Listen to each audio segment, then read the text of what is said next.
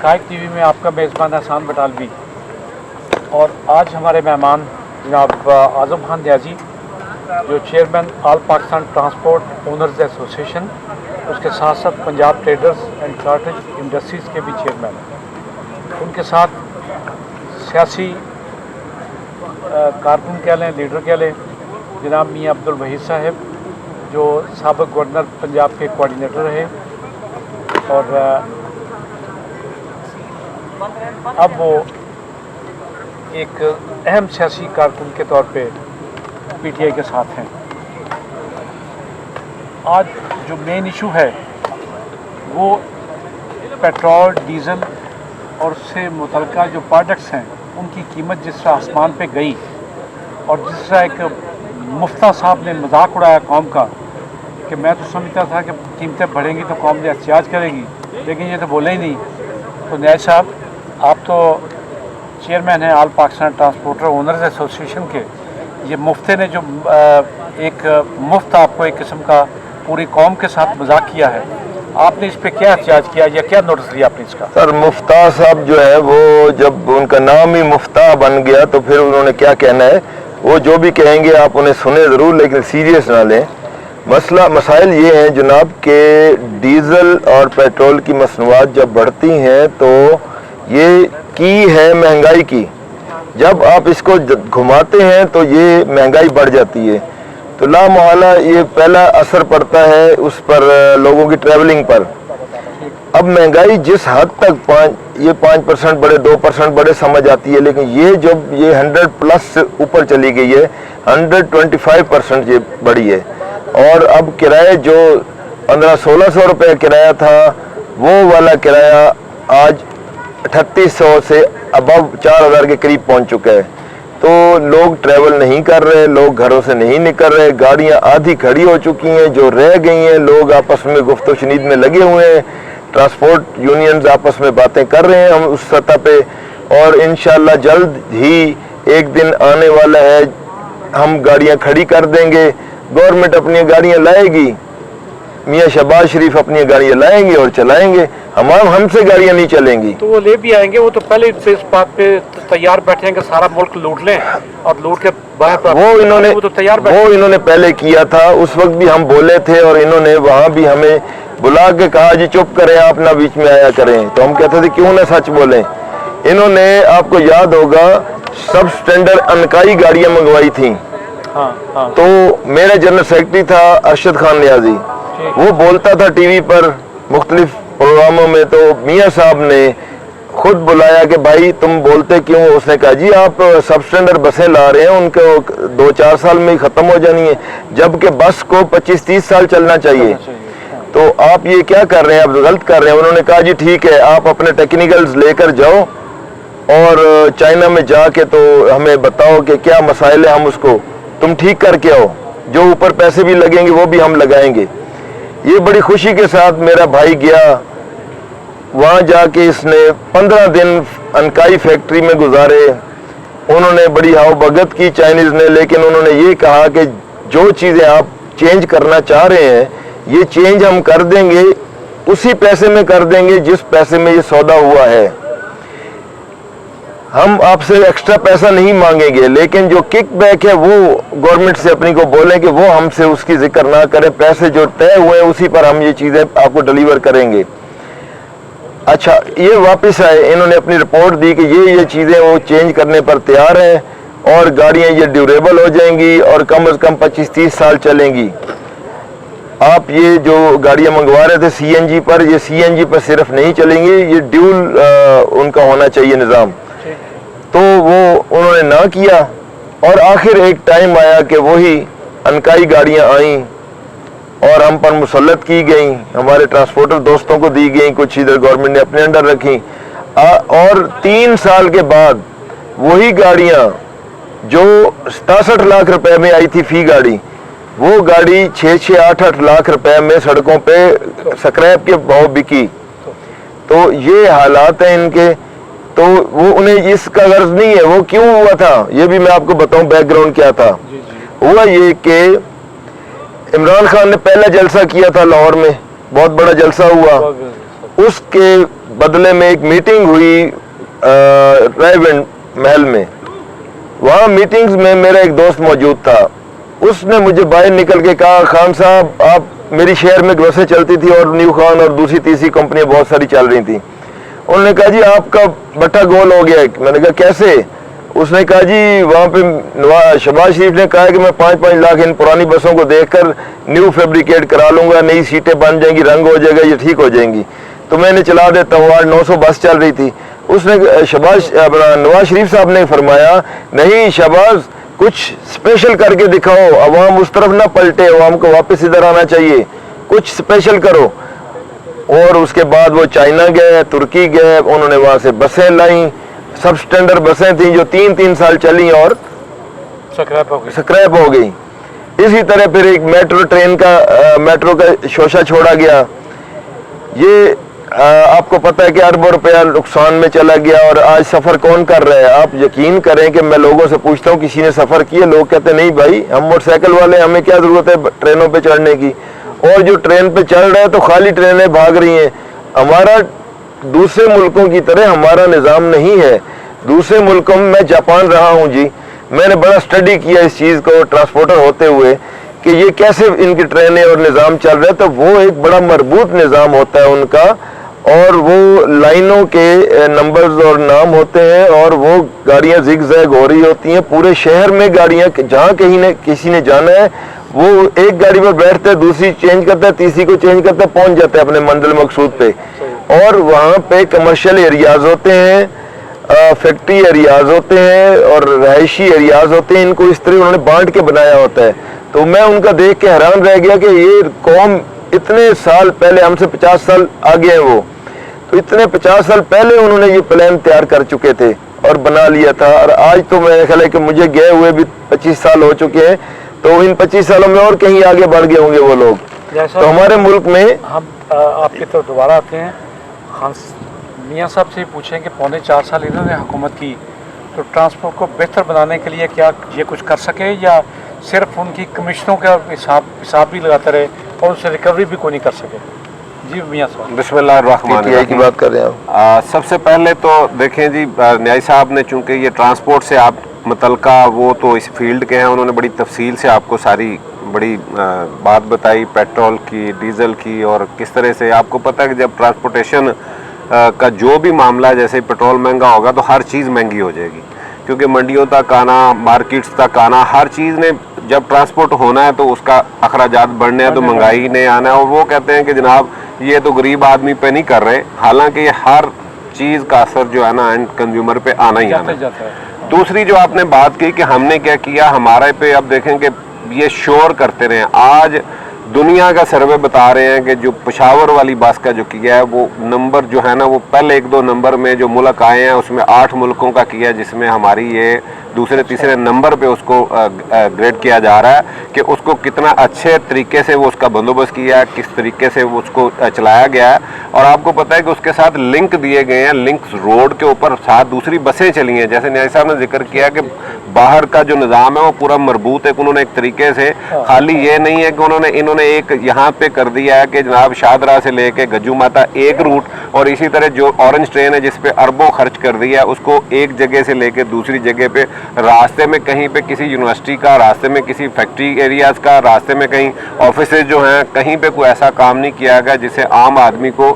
آپ دیکھیں میں خود چونکہ باہر یوکے رہا ہوں, مجھے پتا ہے کہ وہاں پہ ہم لوگ پریفر کرتے تھے کہ اپنی گاڑی کو وہاں اسٹیشن پہ پارک کریں اور پارک کر کے وہاں سے ٹرین پہ چلے جائیں. وہ زیادہ آسان سفر ہے اور لوگ وہاں پہ پسند کرتے ہیں. بدقسمتی یہ ہے کہ یہ کام انہوں نے ایسا نہیں کیا, کیونکہ میں اس کا گواہ ہوں. میں ایک ایسے ادارے کے سربراہ کے ساتھ میں ملا, وہ لاہور کے سیوریج کے نظام کے لیے میں نے ان سے بات کی, تو میں نے کہا جناب یہ, انہوں نے کہا جی میاں صاحب کرنا ہے کوئی تو گورنر صاحب سے کہیں کہ کوئی بڑا کام کریں, ایسا کام میں آپ کو نظام دیتا ہوں جو 50-100 سال ملک کے لیے بھی, شہر کے لیے بھی فائدہ ہوگا اور آپ کو سیاسی فائدہ بھی ہوگا, تو یہ آپ کریں.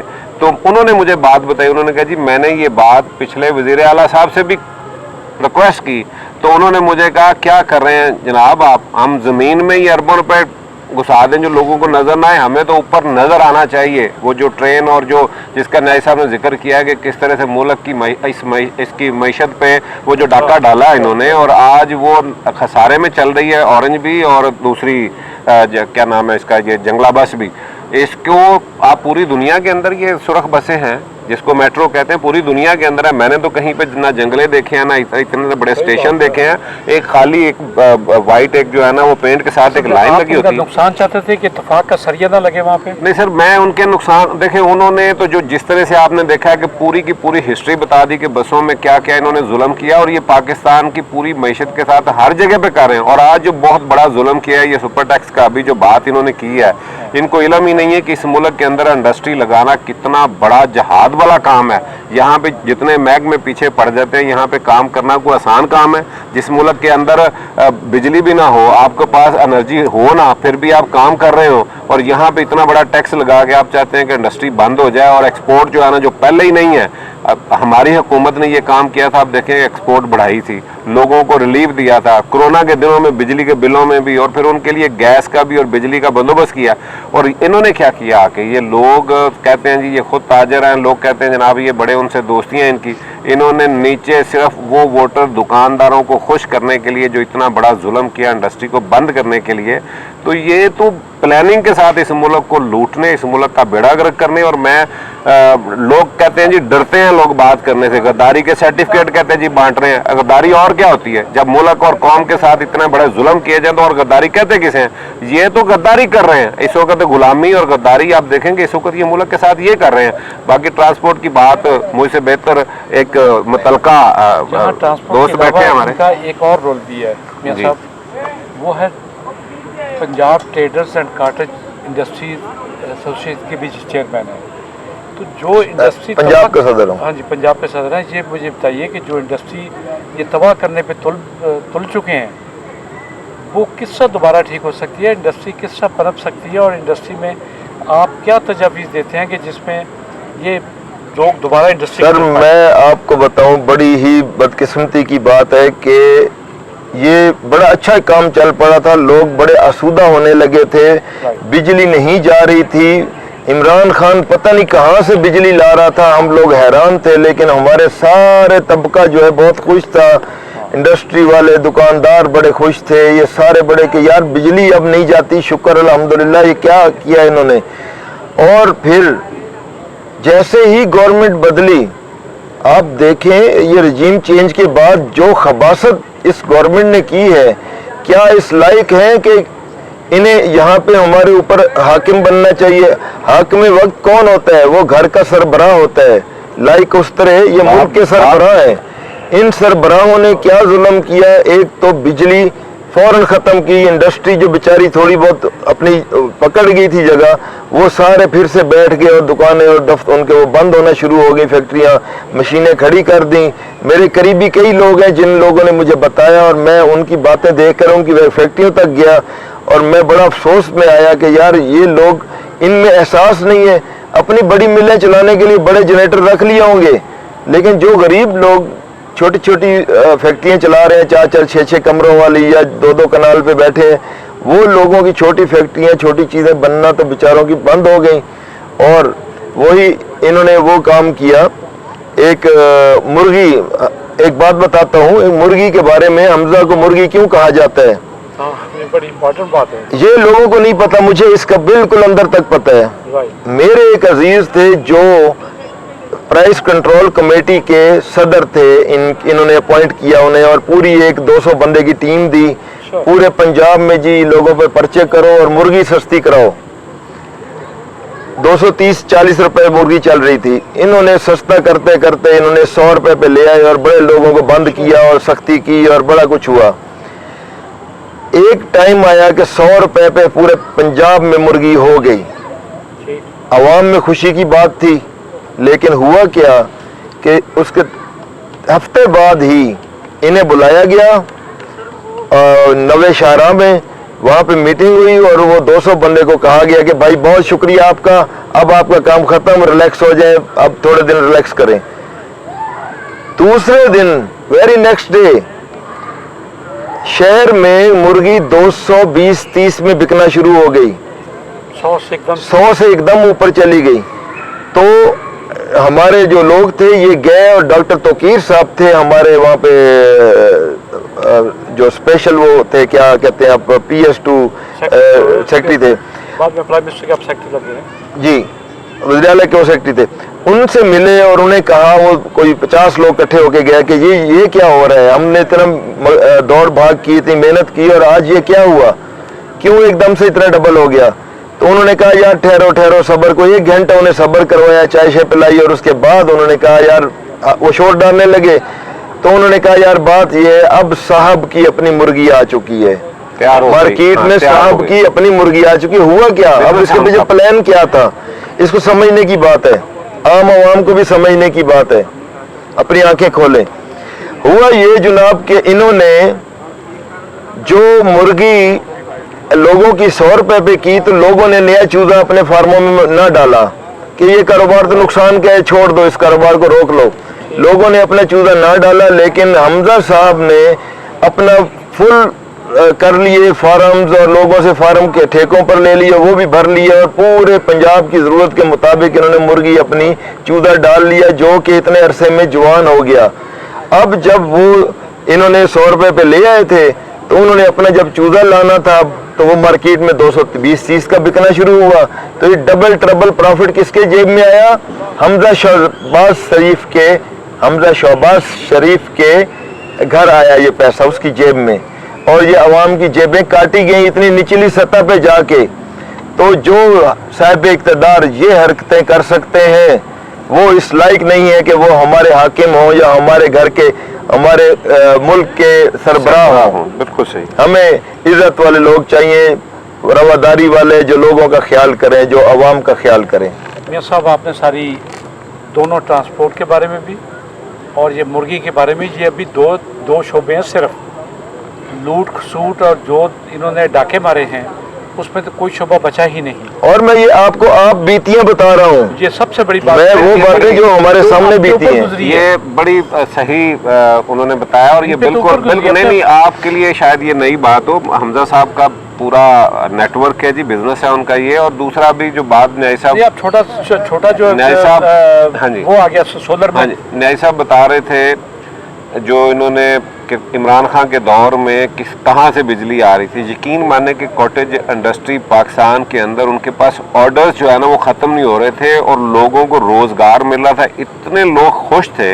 यहाँ पे छोटी जो इंडस्ट्री हमारी छोटी छोटी कॉटेज इंडस्ट्री जो लगी हुई थी, ज़बरदस्त काम चल रहा था, लोग बहुत खुश थे। मेरा चूँकि हल्के के इर्द गिर्द सारा शादरा में आपको पता है कि वहाँ पे ये इस तरह का छोटा इंडस्ट्री है, हमें पता है कि लोग इतने खुशहाल और इतने खुश थे। और आज उनसे देखें, जिम्मेदारों से पूछें, जिस शोबे में जाएंगे उस दौर के लोगों को पता था कि पाकिस्तान को उठाने के लिए जो काम, आपको पता है ज़राअत जो हमारी रीढ़ की हड्डी जिसे कहा जाता था, उस पर भी खान साहब ने काम किया।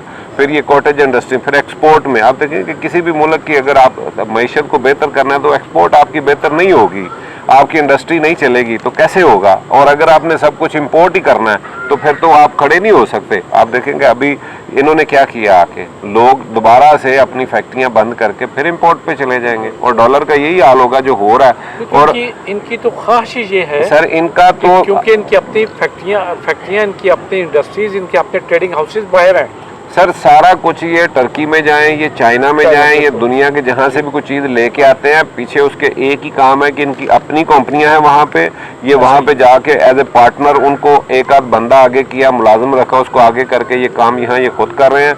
असल में ये सिर्फ इनका एजेंडा ही इस मुल्क को लूटना है। इस मुल्क में आते हैं सिर्फ ये पैसा लूटने के लिए।